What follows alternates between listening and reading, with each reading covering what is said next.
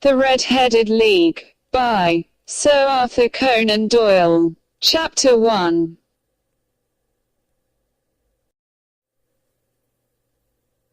One day, Dr. Watson visited his friend Sherlock Holmes at his home in London. When he arrived, Sherlock Holmes was talking to a man in his living room. The man's name was Mr. Jabez Wilson. Mr. Wilson knew that Holmes was a famous detective who could solve crimes, and he wanted him to solve a mystery. While Mr. Wilson was talking, Holmes looked at him carefully. He looked at Mr. Wilson's face, his hands and his clothes. He worked out that Mr. Wilson used to be a laborer, that he visited China in the past, and that he did a lot of writing. When Sherlock Holmes told Mr. Wilson this information, he was very surprised because everything Sherlock Holmes said was true. Mr. Wilson decided that Holmes must be a wonderful detective.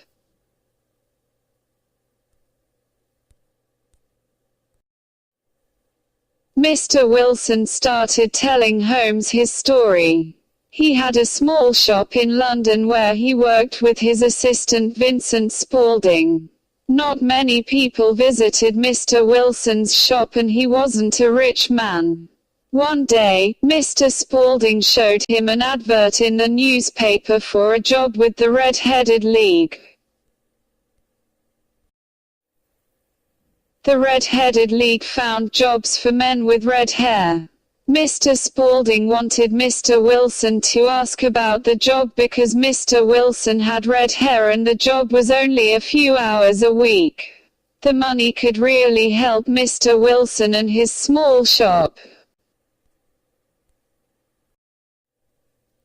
That afternoon, Mr. Spaulding took Mr. Wilson to the Red-Headed League. There were a lot of men waiting outside the office, and they all had red hair. But Mr. Spaulding pushed past all the men until they were outside the door. They went inside and met the manager, Mr. Duncan Ross, who told them about the job. The person who got the job would have to come to the office every day between 10 and 2 o'clock. He wouldn't be able to leave the office during this time.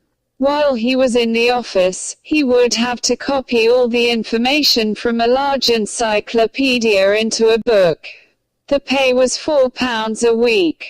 This was a lot of money. Mr. Ross told Mr. Wilson that if he could start work the next day, he could have the job. Mr. Wilson was very surprised but quickly said yes.